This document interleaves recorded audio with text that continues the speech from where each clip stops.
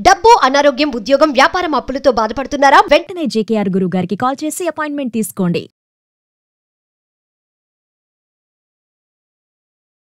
నమస్తే, welcome to Suman TV. ప్రస్తుతం మనతో పాటు స్టూడియోలో కేరళ జ్యోతిష శాస్త్ర నిపుణులు, law of attraction coach, money coach and life skills coach అయిన బ్రహ్మశ్రీ డాక్టర్ జేకేఆర్ గురువు గారు ఉన్నారు. ఈ గురువు గారు మనకి పుట్టిన తేదీ అంటే మనకి డేట్ ఆఫ్ బర్త్, రోజు, టైం ఏవి తెలియకపోయినా కానీ పుట్టుమచ్చల శాస్త్రం ద్వారా లేదంటే హస్తరేఖల శాస్త్రం ద్వారా, ప్రశ్న శాస్త్రం ద్వారా కూడా మీ జ్యోతిష్యం అనేది చెప్పగలుగుతారు. అయితే ఈ గురుగారితో ఈ రోజు కొన్ని విషయాలు మనం అడిగి తెలుసుకుందాం. గురుగారు నమస్కారం అండి. నమస్కారం అమ్మా. గురుగారు, ప్రతి ఒక్కరికి, ప్రతి ఏ మానవుడికైనా ఒక కామన్ సమస్య ప్రతిసారి ఉంటుంది. అది చిన్నదైనా పెద్దదైనా. అదేంటంటే మెయిన్ గా అప్పులు. అవును. ఏదో ఒక అవసరానికి, అంటే ఇల్లు కొనడానికో లేదంటే కెరియర్ కో లేదంటే ఏదో ఒక అవసరానికి కంపల్సరీ ఏదో ఒక టైంలో అప్పు తీర్చుకునే ఉంటాడు ఆ అబ్బాయి. అది కానీ దాన్ని మనం తీర్చాలంటే కొన్నిసార్లు తీర్చగలుగుతారు కొంతమంది, కొన్నిసార్లు ఏంటంటే అసలు అది ఎంత తీర్చాలని ప్రయత్నించినా కానీ తీరకుండా అలాగే ఇంకా అప్పుల్లోకి వెళ్ళిపోతూ ఉంటారు. అయితే ఈ సమస్యకి మనకి లా ఆఫ్ అట్రాక్షన్ ద్వారా ఏమైనా రెమెడీ ఉందంటారు? అసలు మంచి క్వశ్చన్ తల్లి. ఎందుకంటే సహజంగా 100% అంటే 90% ఇదే సమస్యతో ఫీల్ అవుతా ఉంటారు. కరెక్ట్. అయితే నేను ఆ పదాన్ని కూడా పలకటానికి ఇష్టపడను. ముందు కూడా చెప్పారు మీరు, గతంలో కూడా చెప్పారు. ఆ పదం పలికితే అది పెద్ద పాపము అంటాను నేను. ఎందుకని? అప్పు చేయటం కూడా పాపమే అంటాను నేను. ఆ ఫీల్ తో ఉండాలన్నాను. అప్పు చేయడం పాపం అంటే దాని నా ఉద్దేశం ఏంటంటే ఆ ఫీలింగ్ మీలో ఉండాలి. అప్పు అంటే ఒక భయంకరంగా చేయటం పాపము అనే ఫీల్ మీలో ఎప్పుడైతే వచ్చిందో అప్పు చేయాలని థాట్ కూడా మీకు రాదు. నాయనా ఈ పదం వాడితే నీకు అరిష్టము అని ఎవరన్నా చెబితే ఆ పదం వాడలేం కదా మనం. అందుకని నేను అంత ఘాటుగా చెప్తున్నాను. అప్పులు జరిగిపోయి బాధపడే కన్నా జీవితంలో ఇంకా చేయకూడదు, చేయకుండా ఉండాలి అంటే ఏం చేయాలో ఇప్పుడు ఈ వీడియోలో మనం చెప్పబోతున్నాం.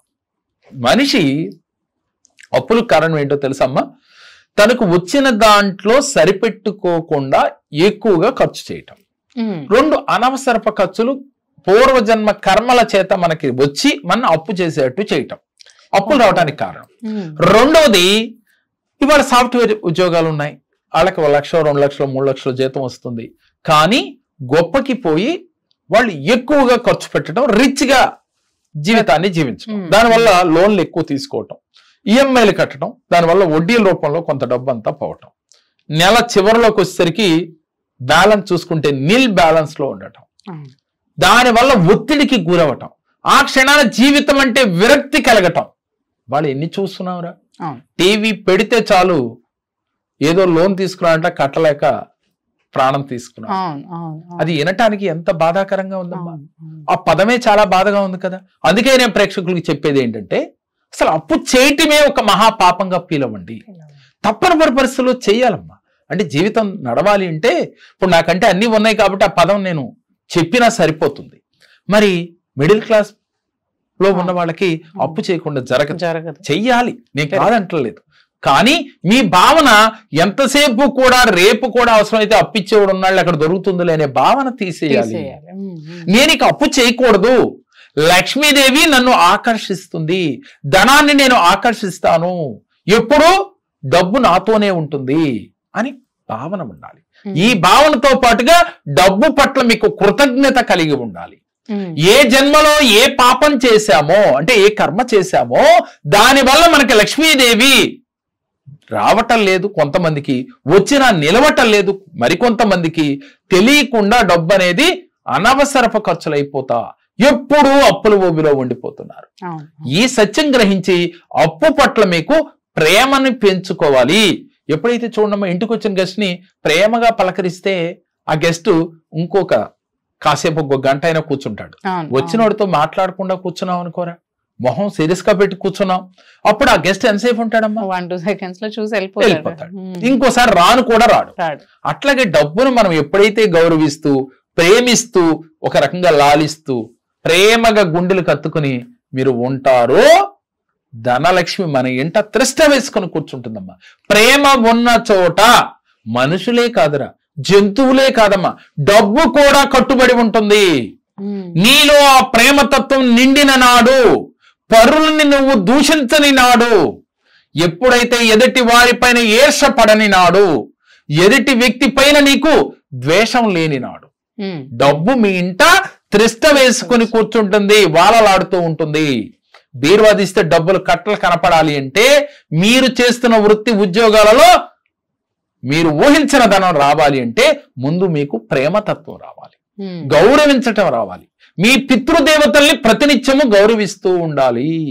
ఏ ఇంట్లో అయితే పితృదేవతల్ని గౌరవించారో మీ జీవితంలో ఆర్థికంగా ఎదగలేరు, మనశ్శాంతి ఉండదు. ఈ అప్పులు రావటానికి గల కారణం ఇది.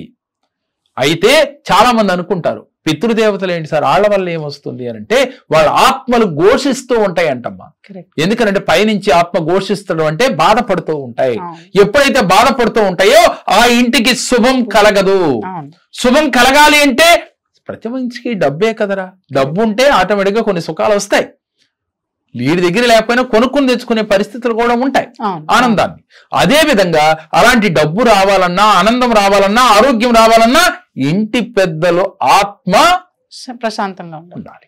అవును, చాలాసార్లు విన్నాను. అంటే దేవుడు ఆశీర్వదించినా కానీ మధ్యలో వీళ్ళు స్టాప్ చేస్తే అసలు ఆ ఆశీర్వాదం కూడా రీచ్ అవ్వదు అంటారమ్మా. కానీ నేటి కాలంలో ఏమైపోయిందో తెలుసా తల్లి, చనిపోయిన సంవత్సరం తర్వాత వాళ్ళ చూసే పరిస్థితి లేదు. కొంతమంది ఇంట్లో వాళ్ళ ఫోటోలు కూడా పెట్టరు. నేనే ఉంటానమ్మా, ఫోటో పెట్టమని పర్లేదురా తల్లి. ఎందుకని ఆ రూపం మన గుండెలో ఉండాలి. ఫోటోలు పెట్టి పబ్లిక్ కోసం గోడ చుట్టూ వాళ్ళ ఫోటోలు పెడితే ఉపయోగం లేదు. వారిని మన గుండెలో పెట్టుకుని చూడాలి. ఎప్పుడైతే వారి మంచో చెడో కార్యక్రమాలు ఉన్నప్పుడు ప్రతినిత్యం వారికి మనసులో ఒక నమస్కారం పెడితే ఆనందిస్తూ ఉంటారు. వాళ్ళని గౌరవిస్తూ ఉండాలి, గుర్తించాలి. చాలా మంది వాళ్ళ పేర్లు పెట్టుకుని పిలుస్తూ ఉంటారు, అది కూడా తప్పే అంటాను నేను. ఎందుకని వాళ్ళ పేరు పెట్టుకుని ప్రతిరోజు ఆ పిల్లల్ని తిడతా ఉంటే అది తప్పే కదా. ఎందుకు మీకు అది కూడా చేయాల్సిన పని లేదమ్మా. వాళ్ళ మీద ప్రేమను నువ్వు పేర్లు పెట్టుకును ప్రతినిత్యం పంచవక్ష పరమండాలని వాళ్ళ ఫోటోల ముందు పెడితే కాదు, ప్రతినిత్యం వారికి కొన్ని కర్మలు చేస్తూ వారిని గౌరవిస్తూ తిథుల నాడు కనీసం వారికి చేయవలసిన ధర్మం చేస్తూ ఉంటే వాళ్ళ ఆత్మ మిమ్మల్ని దీవిస్తుంది. మీకు అష్టైశ్వర్యాలు ఎందుకు రావు అంటే మీ గీతలో ఉంది, ధనలక్ష్మి గీతలో ఉంది. కొన్ని చాట్లు చూసినప్పుడు తల్లి నాకు ఇతను చాలా గొప్పవాడు అవుతాడు అనిపిస్తుంది. కానీ అతను చూస్తే ఇందాక ఆ పదం నేను వాడినన్నా కదా, అలాంటి బాధల్లో ఉంటాడు, కూరుకుపోయి ఉంటాడు. ఎందుకు ఇలా జరిగింది అని అంటే అతను క్వశ్చన్ చేస్తాను, అయ్యా నువ్వు ఈ తప్పు చేస్తున్నావు అని. అవును సార్ అని అంటాడు.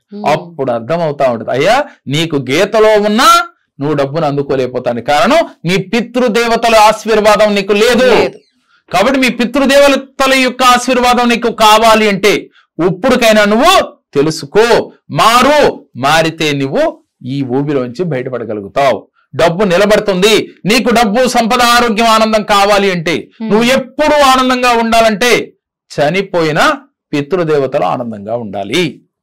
మరి మన పెద్దలు చెప్తారు, సంక్రాంతి పండుగ వచ్చినప్పుడు, ఉగాది పండుగ వచ్చినప్పుడు లేదు మామిడికాయలు కొత్తగా మనం కొనుక్కోవడం ముందు అలాగ పెట్టి తినటం, ఇవన్నీ మన పెద్దలు చెప్పి సంక్రాంతికి, ఉగాదికి అని వాళ్ళ తిథులప్పుడు పూజారులకి స్వయం పాకం ఇవ్వటం అన్ని చేస్తూ ఉంటారు. ఈ చేస్తాం ఓకేరా తల్లి.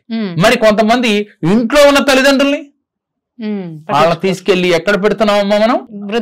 వృద్ధాశ్రమంలో పెడతా ఉన్నాం. ఇలా వృద్ధాశ్రమంలో పెట్టడం వల్ల మీకు జయం కాదు. వాళ్ళు బాధపడుతూ వాళ్ళ మనసు నా బిడ్డ ఎక్కడున్నా బాగుండాలని అనుకుంటారు.